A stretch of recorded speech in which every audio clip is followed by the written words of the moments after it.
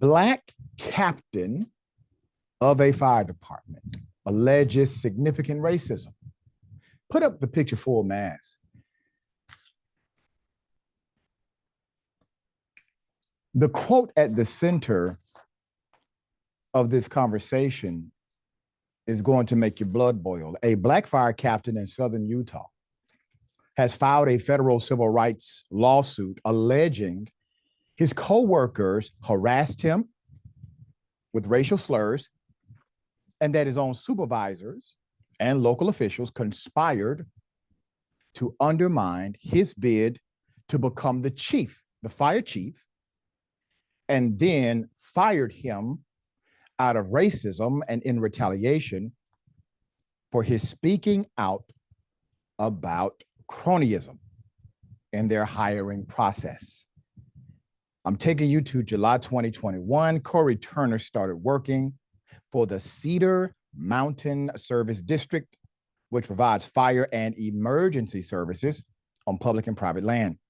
He was quickly promoted because he's good at his job, from a part-time to full-time firefighter, and then to the rank of captain, all within 6 months. Did you hear what I said? All within 6 months. This is a damn good firefighter, okay? There's more. According to his complaint, then Chief Chris Reifer on the left, who was hired in 2019, and his successor, Adam Scott on the right, both gave Turner good performance reviews. But Turner says his upward career trajectory was halted due to repercussions from a traffic incident with a former fire department employee who had friends in high places in county government. So in his lawsuit, Turner describes a road rage encounter with a guy named Patrick Mahler. Patrick was driving in front of him and slammed on his brakes, exited his vehicle, and brandished a weapon toward him. The two then engaged in a heated verbal dispute, after which Turner says he called the police, reported the incident, and also told his deputy chief about the entire ordeal. So Patrick allegedly sent edited video recordings of the incident made by a passenger in his vehicle to members of the fire district's 5-member board, including Susie Polnish, who's not pictured, and Kane County Commissioner Wade Heaton, who is pictured. After viewing the video, Polnish told Reifer to fire Turner because all she saw in the video was, quote, an angry black man, and stated that Mr. Turner did not represent the district. The complaint says Polnish also told Reifer that Heaton was displeased with Turner after reviewing the video. Turner, in an interview with the Salt Lake Tribune, said that Reifer told him about his exchange with Polnish.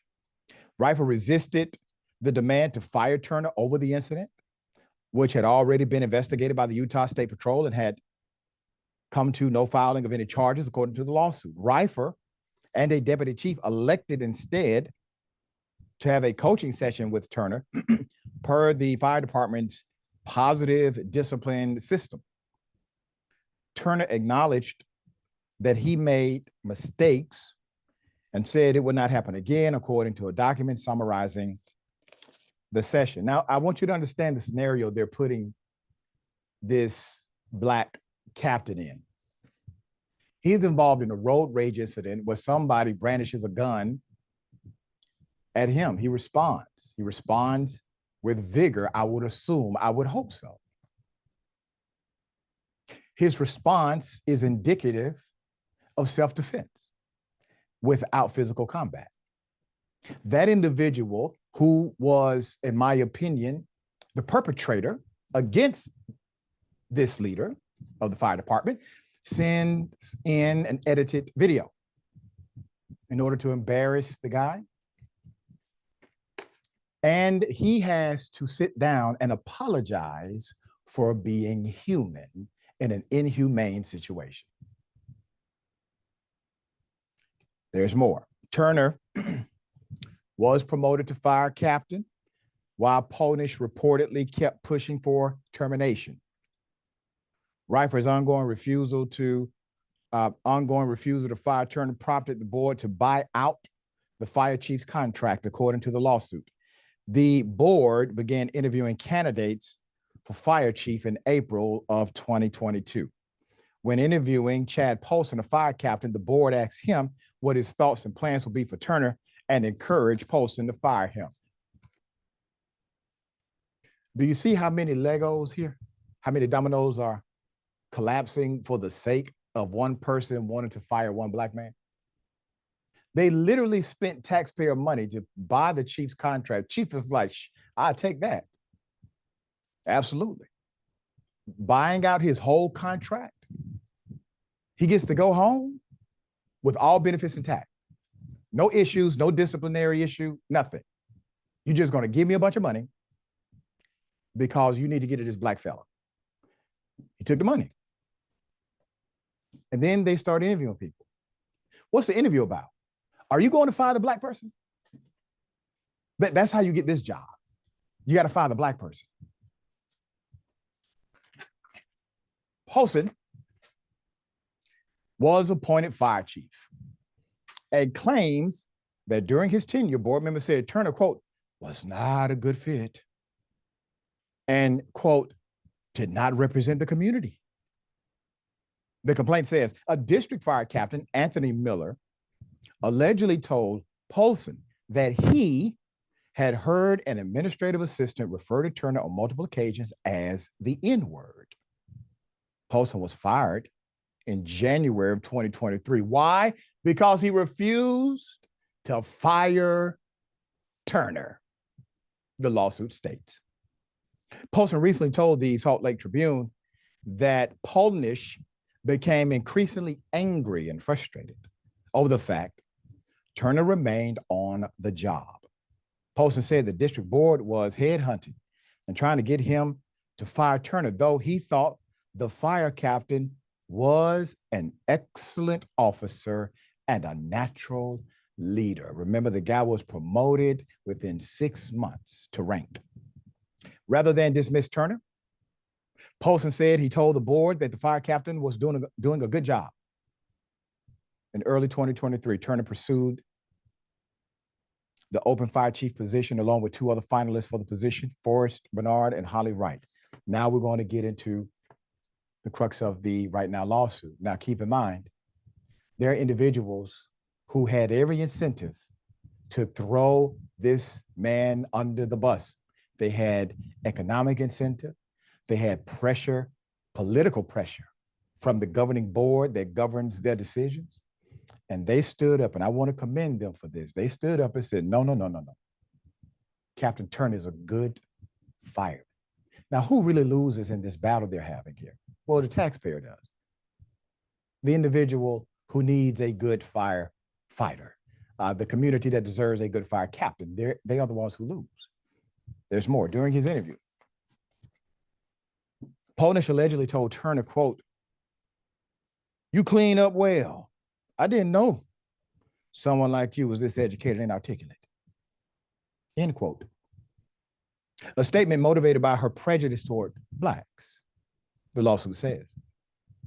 Bernard was hired as fire chief in February 2023, even though Turner had more qualifications, including both state and national certifications, according to the complaint, which also notes that Bernard had previously worked as a hunting guide for Heaton, who owns Color Country Outfitters, a deer hunting business.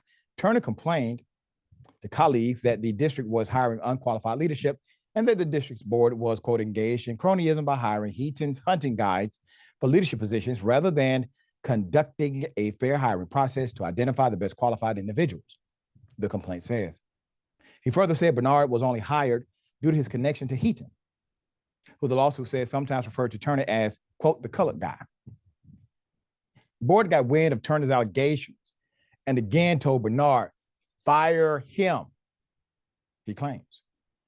According to the lawsuit, May 1st, 2023, Bernard held a meeting with Deputy Chief Travis Flieger to discuss the termination of Turner.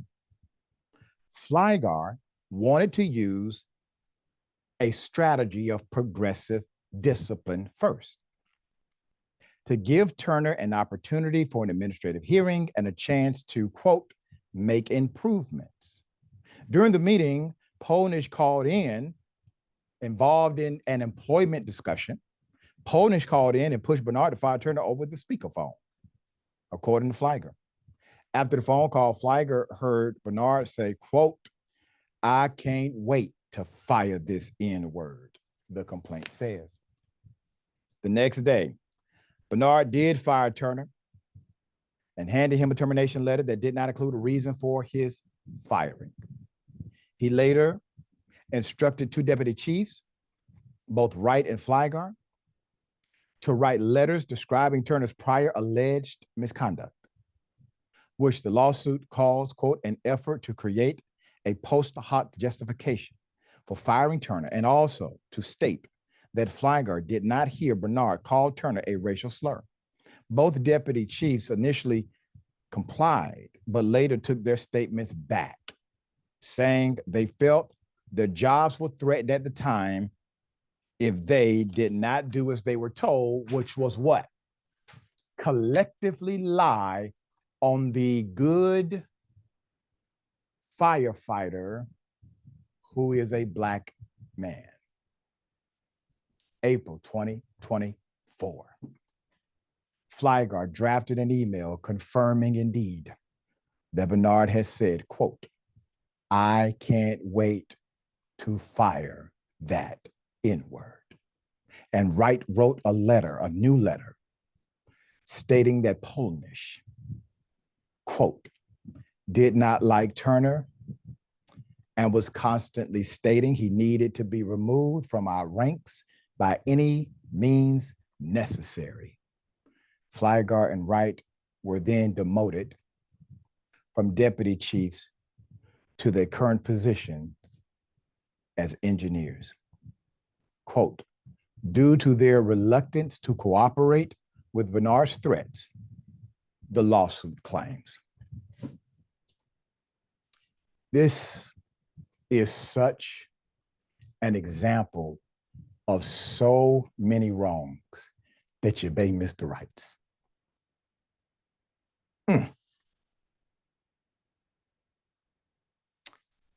The Black male was being persecuted. He seems to be a fair person, so fair that people that walk in the door to terminate him fall in love with the brother. So fair that people who were forced to lie on him decided to publicly acknowledge their own inefficiency and lack of courage in order to honor him in the end. And then you have the hatred, the bigotry of one human being primarily, one person who creates all of these moving pieces, the ripple effect. Now, if you did not know better, you would say all of these individuals against him, well, they hate him, they're racist, they're this, they're that. But the truth is the catalyst was one person who forced the hand or attempted to of everybody else. Now that one person is not only named in the lawsuit, but has the entire city's budget on her back due to the fact that this man will receive not only a settlement, a big one, no way in the hell they're going to court and put the people on deposition. No way. So once again, who loses? The good people of that neighborhood, the good people of that city.